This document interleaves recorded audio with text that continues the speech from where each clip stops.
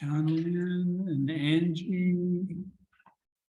There's nothing on the screen except the big blue. Yeah. I didn't change it.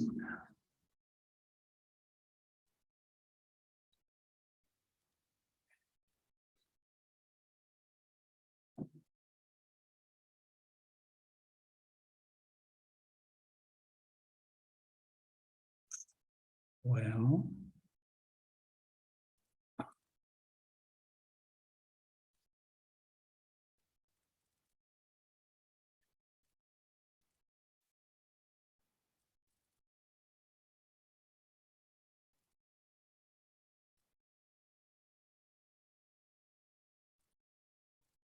Is it on now? Yes.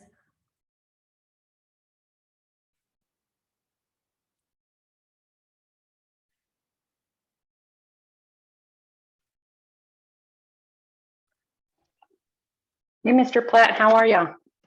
All right. How are you? You decided to stay in and stay warm? Yes, but mainly because I've been sick all week. I'm getting over something. I don't know what it is, a cold. Oh, no. I That's did no not way want to, be. I didn't want to go spread the germs. Well, thank you.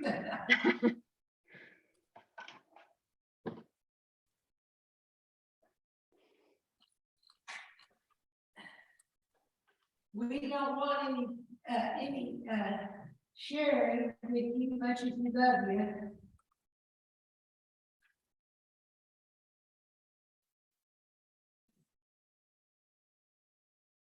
We're leaving tomorrow to go to Kentucky for Thanksgiving.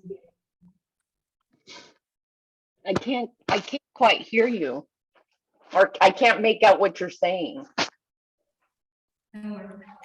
We're going to Kentucky tomorrow. Oh, great. For Thanksgiving? Yeah, for Thanksgiving.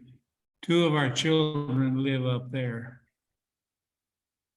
Awesome. Well, They didn't you come guys- home with us. Okay. You guys gonna drive it? Yeah, we're gonna drive. Okay, well, y'all be careful and have a great time. Thank Do our best. I think we'll only have maybe one class after Thanksgiving, and then the class will be over. Okay. I'll try to make it in for that one. Yes. Somewhere I put something in.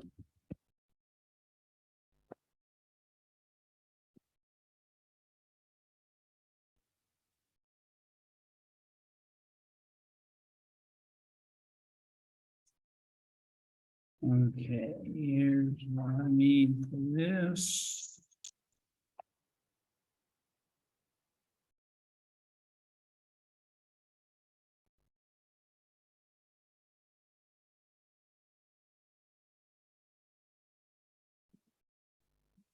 Oops.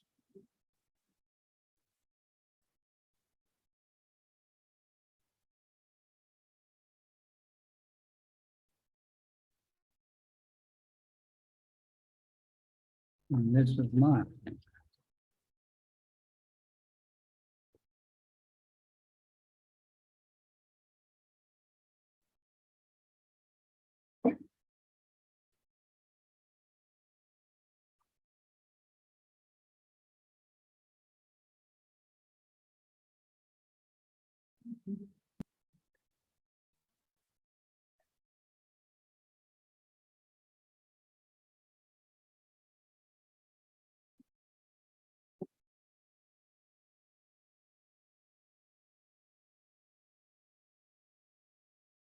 Angie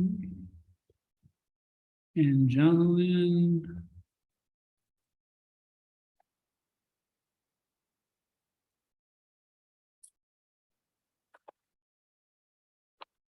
Okay.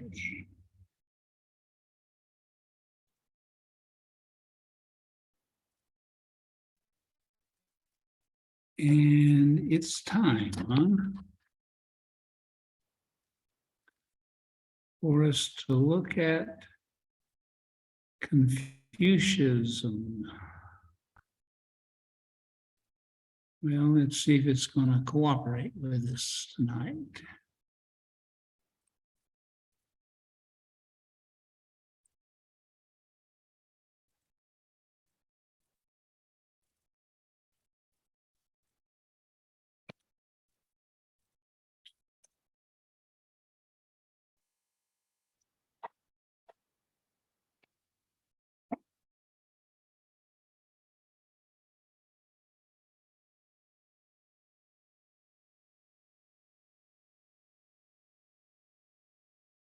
Okay.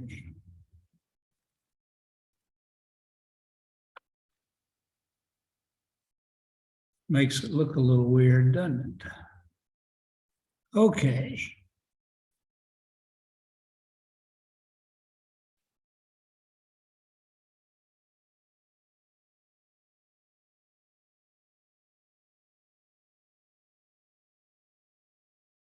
Until into the 20th century, with the secularism of communism, Confucianism was part and parcel of the traditional Chinese life and culture since 400 or 500 years before Jesus. The historical background arises out of the fact that there was a significant cultural development of several centuries, 18th to the 12th centuries, where there was for the better part of that time, a fairly stable social order over most of China.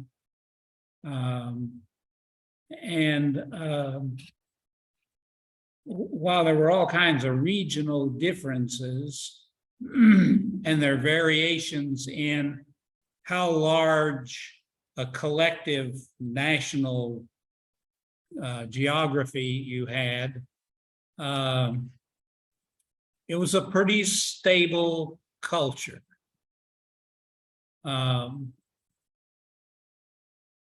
But it begins to fall apart.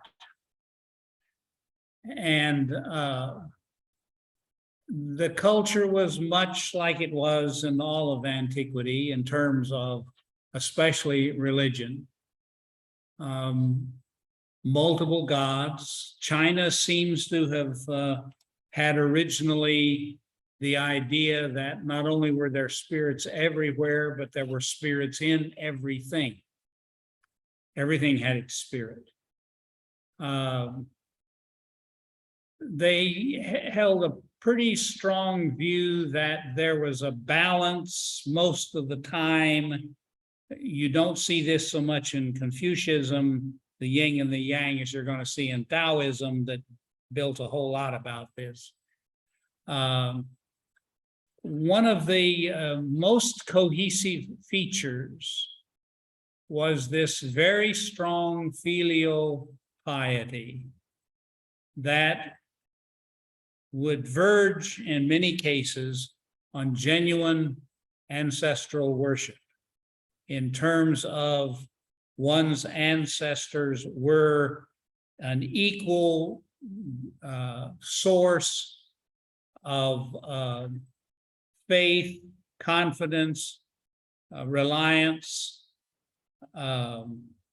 religious outreach in terms of prayer or sacrifice as any of the more traditional gods. And the cohesion was across the board,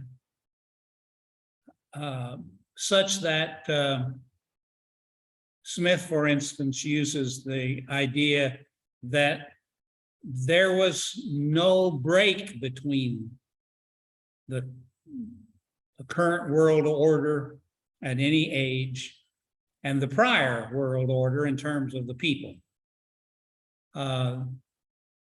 And so divination, as it was in the ancient world in the Middle East, was widely practiced. All the kinds of features that one would use for that, including the consultation with the departed, consulting with your ancestors. Then you had a solid culture. When this falls apart, it really falls apart. And you have the term used here, feudal culture of the 11th, 10th, 9th, 8th century, just gets worse and worse. The country breaks down into, just like Western Northern Europe was in the Dark Ages, the feudal times. Very little cohesion, even in regional areas. Small fiefdoms in constant conflict with one another, constantly trying to gain some kind of control. And it's in this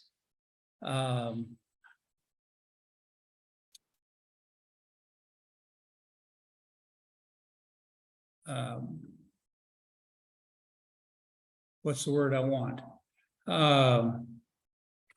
Disconnected culture, society in constant small conflicts with each other, that you get you get a series of attempts to restore some kind of order. Smith lists them in this order because he's going to talk about Confucius, who tries to restore this previous idealized society from several centuries before, when there was significant order.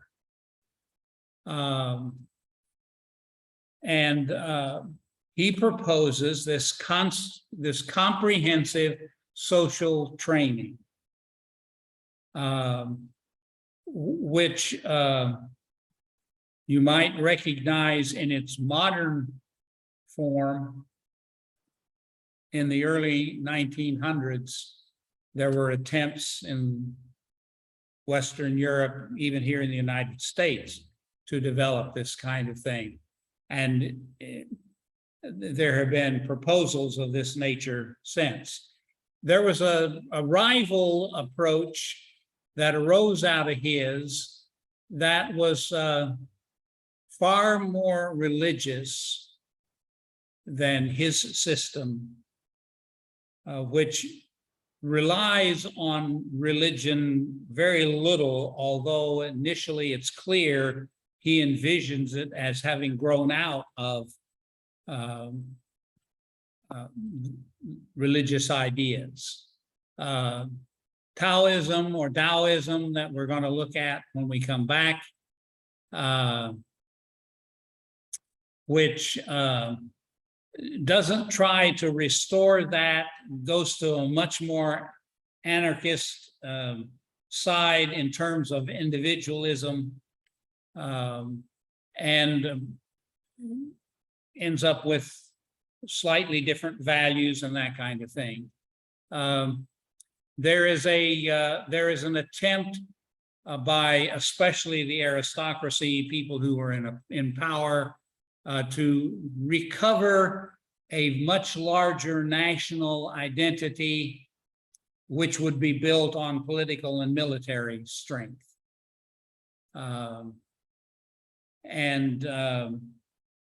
All of these proposals, of course, had proponents. and all of them have certain degrees of success. And you can easily see how any one of them could borrow elements from the other. And at times, individuals, Confucius followers, for instance, have, as we shall see, a clear commitment to the hierarchy of society. And so there would be people who would feel quite comfortable in their Confucius views to promote much stronger political or military influence. The word, the name Confucius, is an anglicized form of the title that he ultimately is given, Kung Fu Tzu, the king or the master.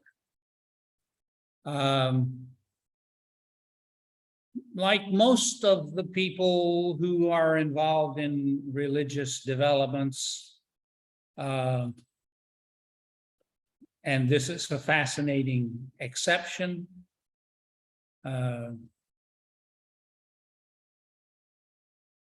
Buddha, Confucius, come clearly within the aristocracy. And so there are all kinds of status attached to them in the beginning. Muhammad, when he actually gains influence, of course, comes from the same status. His story is like some of the others, except that in his case, his initial status collapses when his father dies at a young age. And so he's reared by his widowed mother, who arranges for him to have some tutoring. And he gets enough of an education that he gets some position in government. At various stages, he has more influence in one way or another. But he ultimately sees himself fundamentally as a teacher.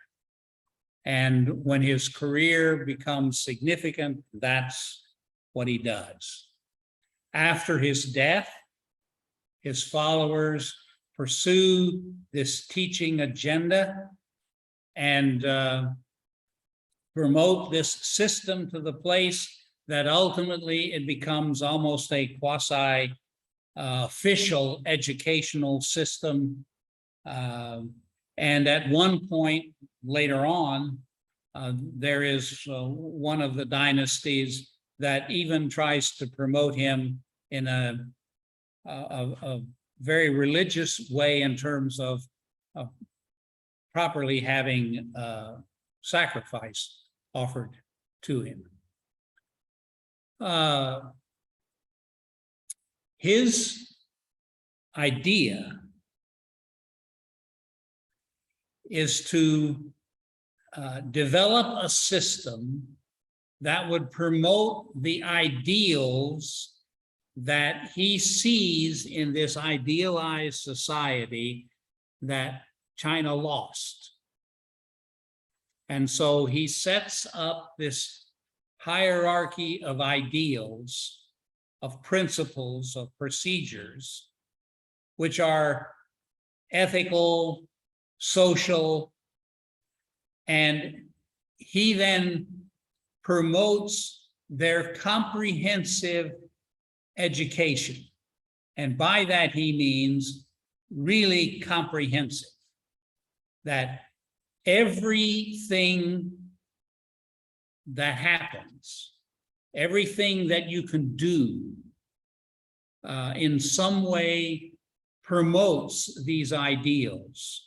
And as this becomes ultimately the cultural milieu of all of China and Vietnam and Korea and filters over into Japan, every single element, not just the formal education, but of culture in a whole variety of ways, promotes, protects, enforces these ideals. And Smith uses 5 of them. There are others who try to reduce them to 3. Some have 5.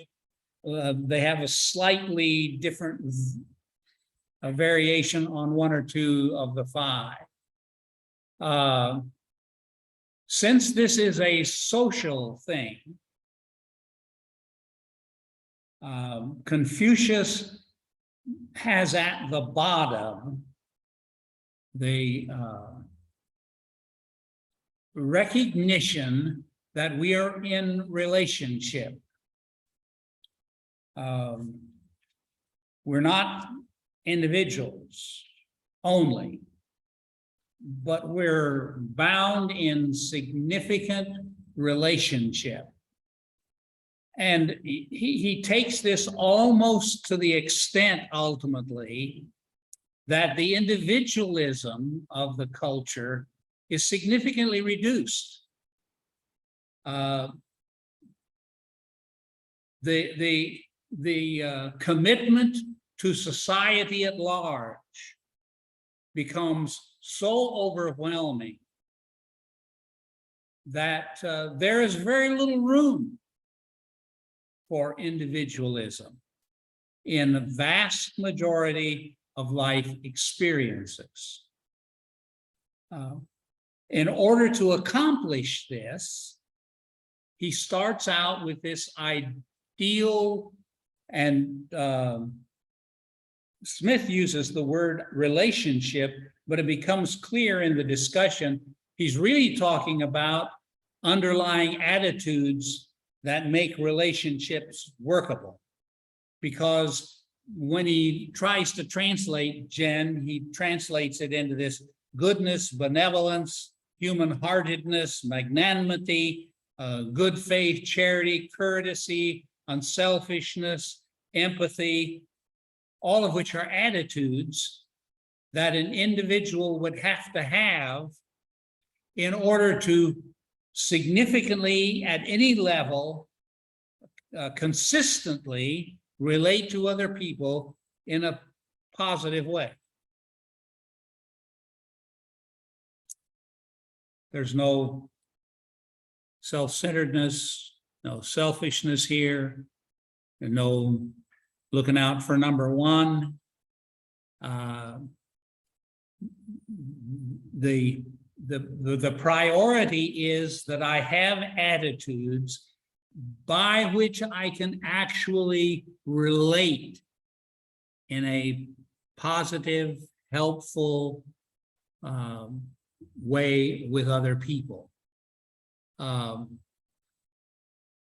I think it's Smith that ties in what's often called Confucius' silver rule, which was don't do unto others what you would not want them to do to you, which lies at this base of making it possible for me to relate to others. Now, it doesn't totally wipe out my identity, because a part of this process is that I'm recognizing that this is me and I have these qualities. So there is a dignity that comes to the person, not just a dignity that he then holds others to have at the same time. And he sees this attitude without social limit. So in Confucianism, it's universal, human-wide. It not only goes beyond family, to clan, to community, to country, it becomes worldwide. All people should be able to receive these attitudes, be treated with these attitudes among you, around you. Now, he then proposes that in order for this to happen, in order for there to be people like this, there really gotta be good people. And so you have the Chengchu, the ideal person, the mature. Smith uses the idealized hostess as the example of someone who is perfectly at home with themselves, with everybody else in any kind of circumstance. The frequent mention is made that Confucius, like many of these leaders, Buddha, Muhammad, are perfectly comfortable with the poorest of the poor in the worst of circumstances, and they're equally unaffected by being in the highest court, in the richest room with the most wealthy people. They don't impress them. They're not in any way intimidated by them. This is the real, the ideal. And Confucius is quick to admit that he doesn't know hardly anybody like this. He hadn't hardly met anybody like this. This is an ideal that most of us work at, but we're not probably ever going to reach it to any significant degree. Now that you have the right attitudes and are a really good person, and I might mention here that this, of course, you see, puts Confucius totally out of touch with the whole Western Christianity view, in which people are probably pretty bad.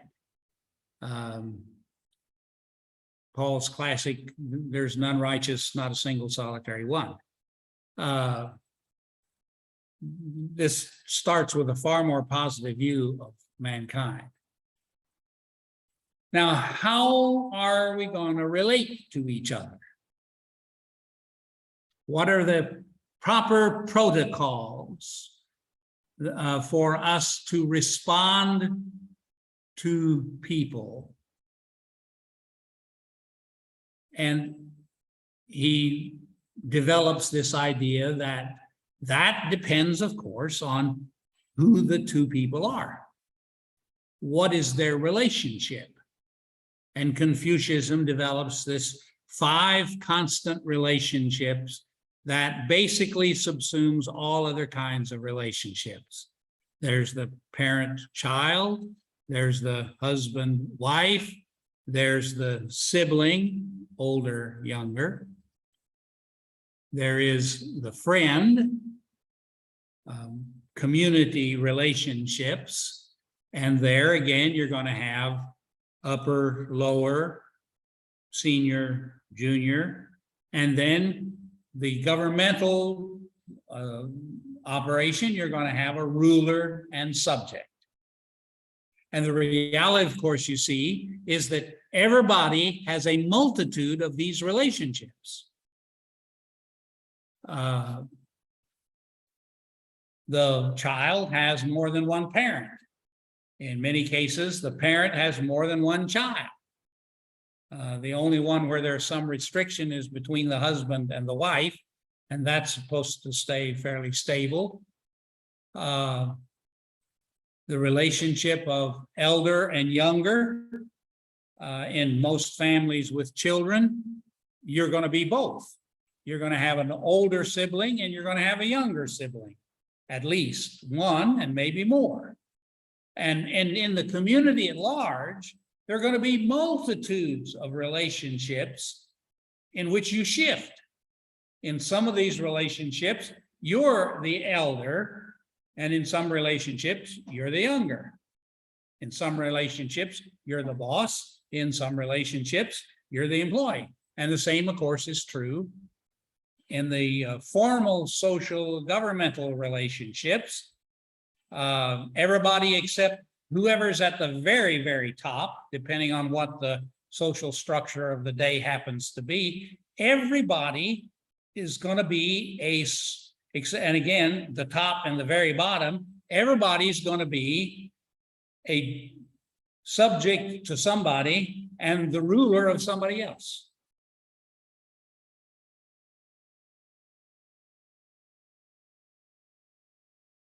Now, what becomes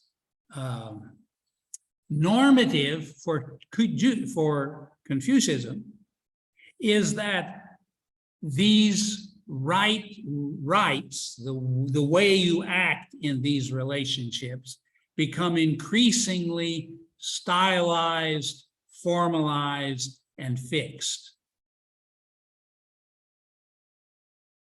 You can hold up these ideal attitudes. You can constantly appeal to personal development. But here, you can set and require, demand conformity. This is how you act in this relationship, given your place.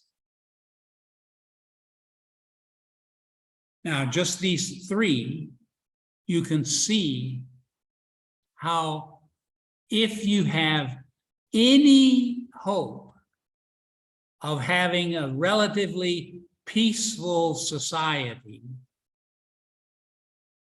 you're going to have to be able to, quote, impose these ideals pretty aggressively and effectively.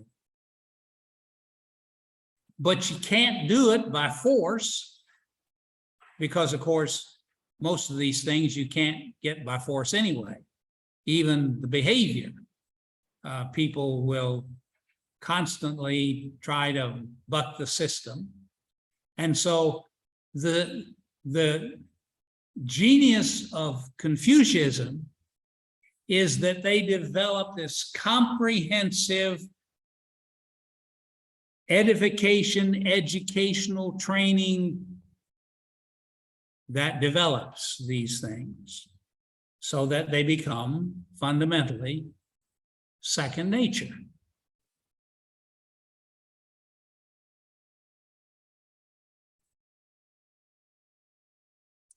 And a remnant of the feudal clearly comes through in this ruler-subject thing, because Confucius doesn't try to fight the system.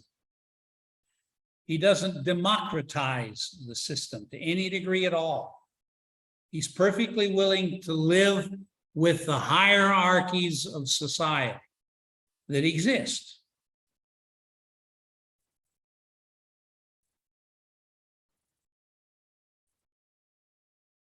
And it's in this area that the fourth issue comes in. For he recognizes that the ruler, again, at every level, the ruler has in reality serious limitations to get what he or she wants.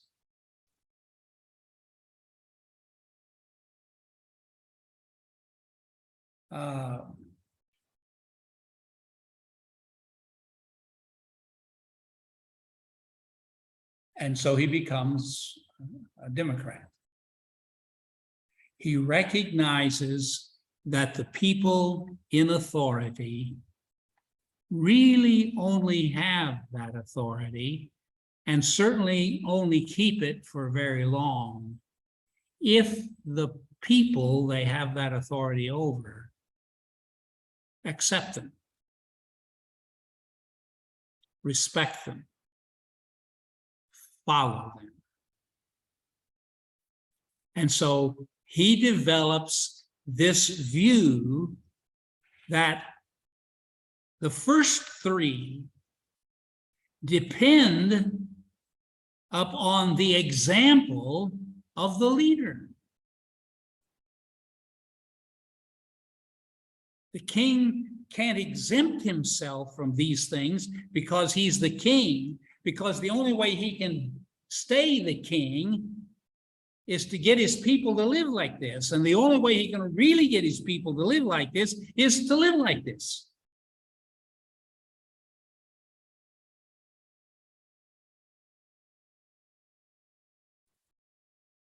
And so if you're going to have a sufficient economy and a sufficient military to keep the peace, you're going to have the confidence, the acceptance of the people.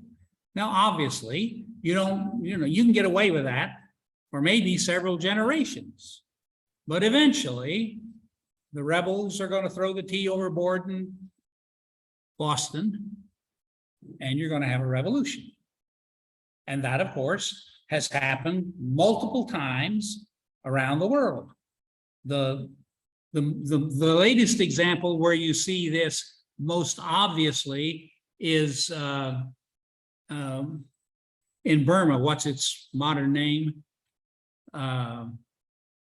Where there's been this political junta in charge for the last several years. And I heard today on the news they let 6,000 or 7,000 prisoners go to celebrate the Freedom Day. They kept, of course, way more than that are still in prison. They're in charge. But you see very clearly this massive unrest that's underneath them. And eventually that's going to boil over. Eventually, this group is going to lose out because the people aren't willing to follow it. And so Confucius' system becomes a very workable model for the society because even the people at the top have to model it themselves.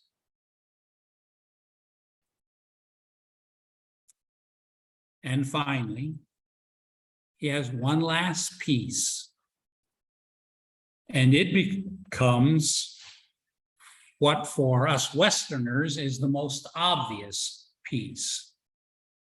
And that is that in order to accomplish this, you not only have to have this massive educational program in a formal way, which they actually develop.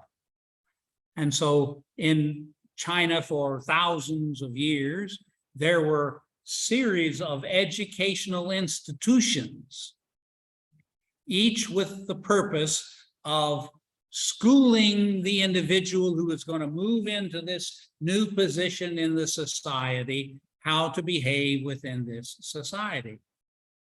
But you need these ideals, these ideas to permeate the society completely, and that's the work of the arts. So that everywhere somebody turns, there's the tune in their ear, there's the poem that they learn, there's the art on the wall that upholds, promotes, idealizes these attitudes and practices. And so China developed a massive art. It became a real part of the culture.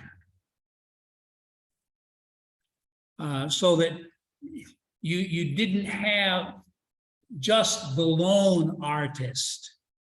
You had real aggressive efforts to create them, to inspire them, to sustain them.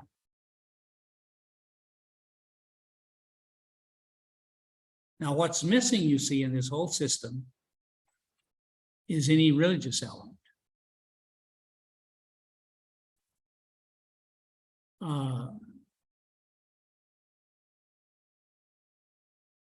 which is fascinating because in the beginning, Confucius seems to have promoted this system, seems to have been committed to this system, at least he claimed, out of loyalty to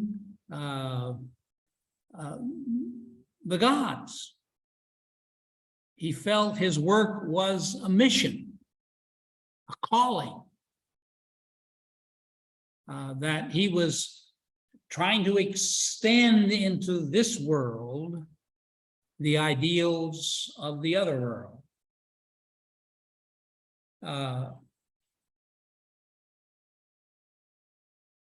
But because the religion that he knew, the religion that was around him, was not bent in this direction, didn't do these kinds of things, he saw in it no avenue, no way to use it. The religion, remember, was the worship of the gods, of the ancestors, in practical activities of prayers, of recitations, of sacrifices. And for the vast majority of the ordinary people, you see, sacrifices couldn't be very elaborate. And so there was nothing significant in them. And sacrifice systems, you see, were significantly controlled by a priesthood. And this religion that he knew was totally unlike the religion you all are familiar with, Christianity or Judaism or Mohammedanism, where there is a whole array of social and moral issues being taught part and parcel with whatever religious elements you develop within it. But Confucius didn't have that. So religion could not become a meaningful arm of his movement.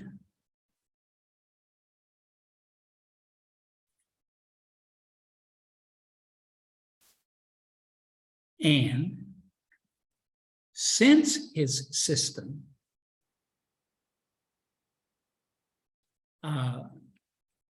makes very little attempt, at least for him and for early followers, to delve into this religious issue,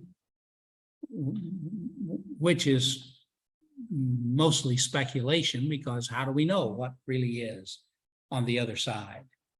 What do we really know about the gods?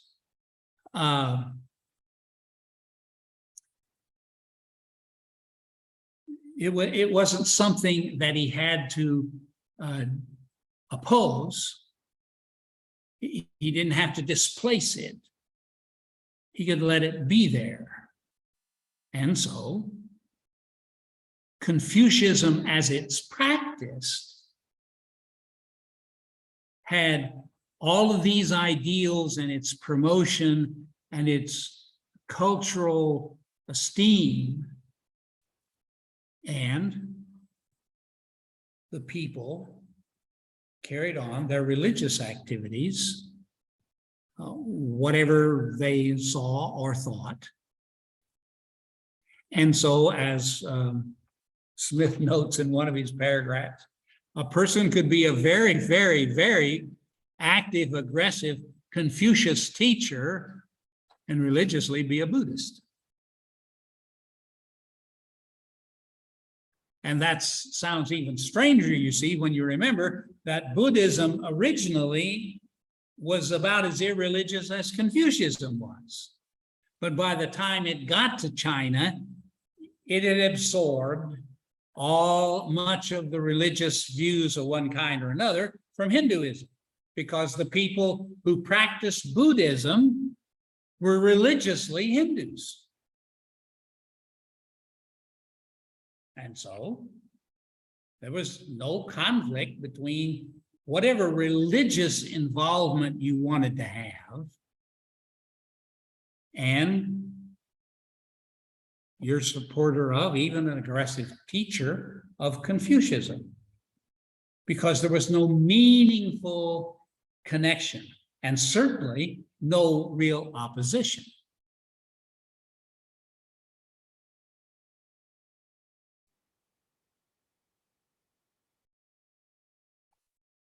Okay. I didn't get this section revised as I wanted to. So I'll let you take some notes on this. Confucius, like all the others, Jesus, Muhammad, Buddha, didn't write a whole lot down. Now, Confucius probably wrote down a whole lot more than the others, but he didn't have it in any systematic order. And it's his followers who start getting stuff written down and write their own stuff. And so you end up in Confucianism with two sets of literature. The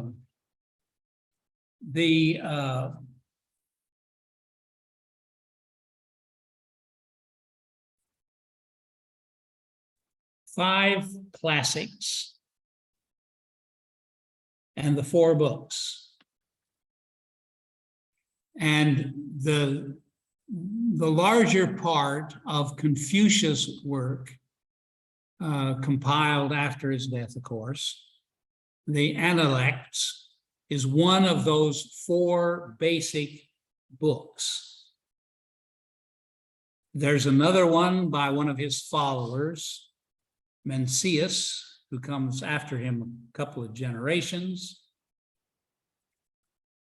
There's one that develops his central theme, which I didn't mention up here, and I should have, in this issue of particularly the right relationships. The cardinal doctrine for which he's known is the doctrine of the mean. Confucius excused the extremes. And there's a book of one of the four, develops that theme in a variety of elaborate ways, in addition to things that he wrote about it.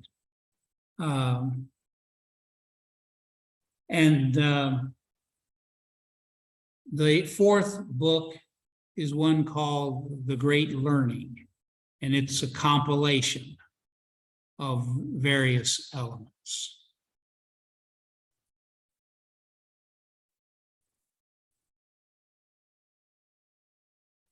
These are the two dominant early leaders, Mencius and Zunzi.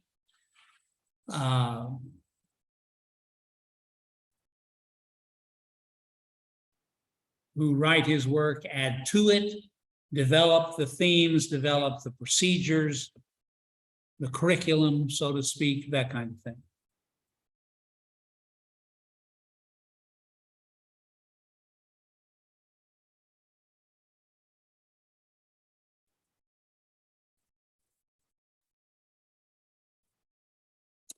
And then there are five additional books, the five classics, one for leaders, one for the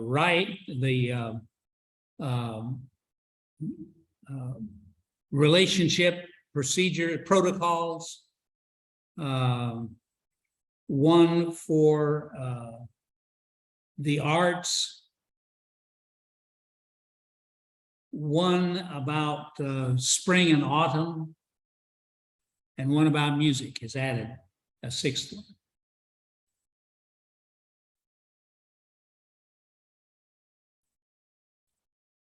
I missed one at the beginning. What? Oh, poetry. The first of the 5 books is poetry. And the 6th book, when it's added, is music. And then in the middle, you have the ones that are topically oriented.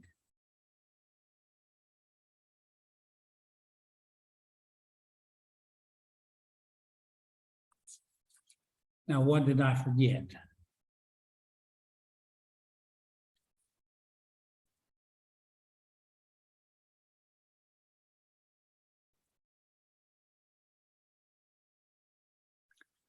Oh, I was supposed to mention the whole art should be art, not R. The whole art of government consists in the art of being honest. That's not Confucius, that's Thomas Jefferson. I looked it up.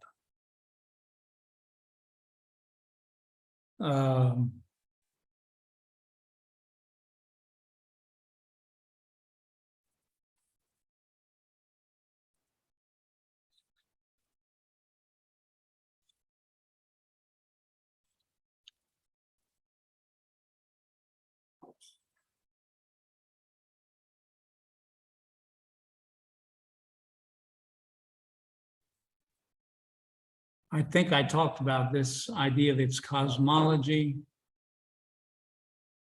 I did mention Shanti. I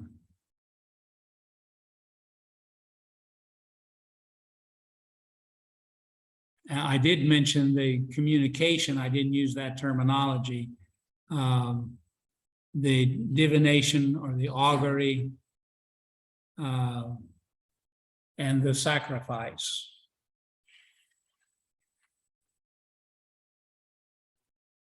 Okay. Well, we got through that quicker than I thought we would. I thought I had too much here.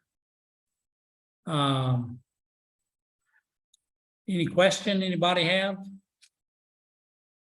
Let's see, Kevin and Kimberly made it in.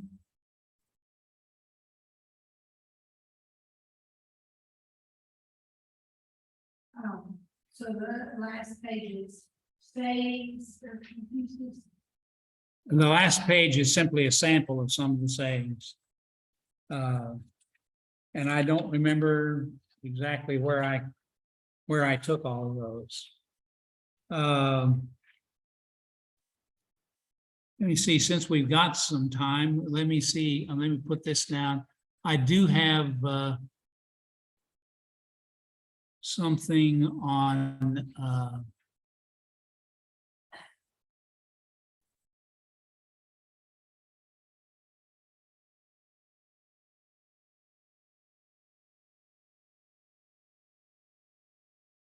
yeah, 4 books and the 5 classics. No, I didn't do that right. Did I?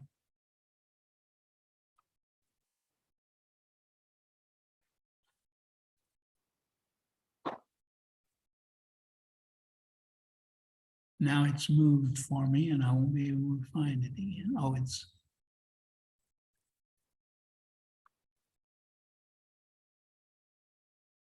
it's open. I have to do it this way.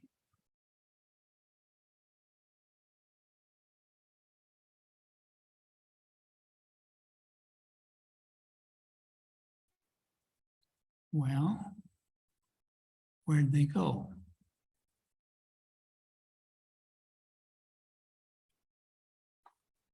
Kindle.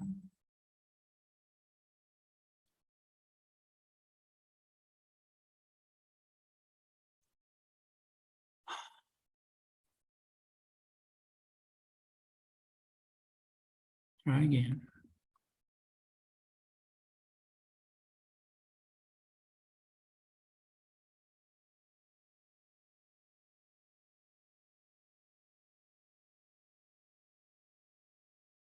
Well, I didn't close them. Did I?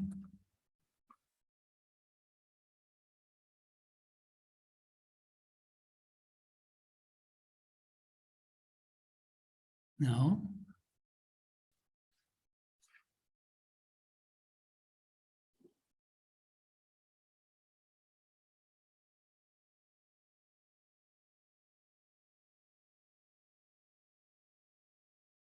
I didn't. But they're hiding from me. There they are. Okay.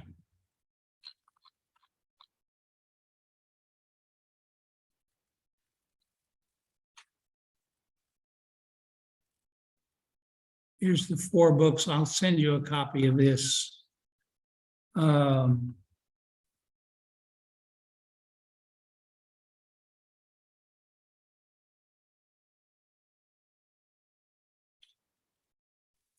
then the 5 classics.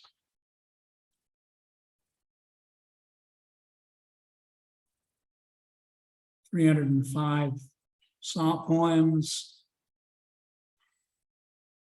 The discussion of the rulers. The ancient rites, social forms, and court industry." We use this word rights more religiously than they're using. Here's one of the divination. And then here's a historical record of the city. And then sometimes they add this 6th one that was lost.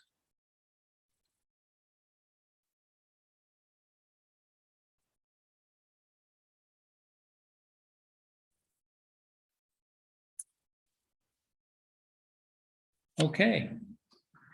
If you don't have any questions, I'll let you go home.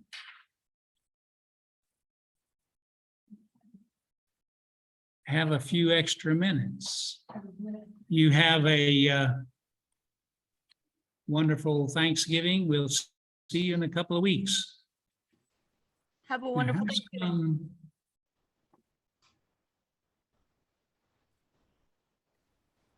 So not next week, but the week after we come back, correct? Correct. Okay. It'll I'll be see the you then. first Thursday in December, as I recall. Perfect. See y'all then. Have a wonderful one. Yeah, first of December, the very first day. Now, she's got Shandi here.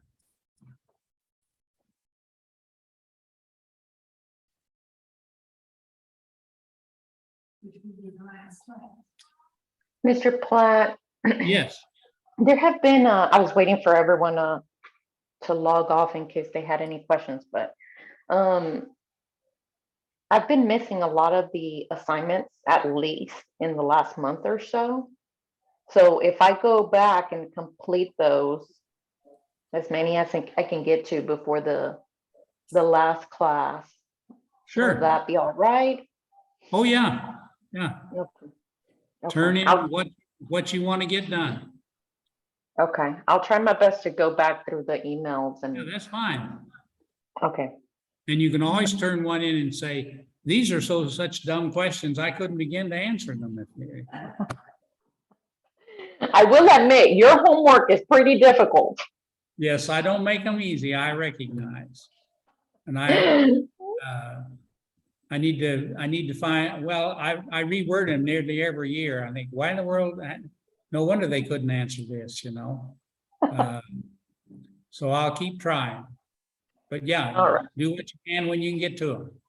Okay, will do. I've been, well, I missed a couple, at least 2 classes. I know one of them, it was because we were on Yeah, I technically think so. vacation. They're all recorded if you want to get to them. Okay, but, I shouldn't be missing any other classes, but, Okay. suppose I can say- Do you Yeah, so have I'll the be- email that has that recording link in it? yes, and YouTube, I can go back and watch them. Okay, Yeah, all right. I'll see you guys in person on the 3rd for sure. Okay, Happy Thanksgiving, bye. bye.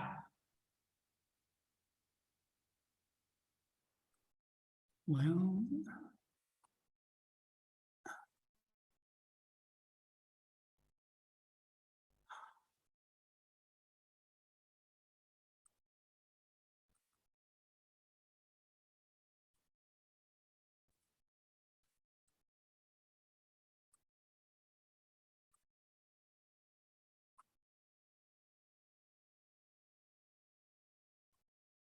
Good night, Jonathan.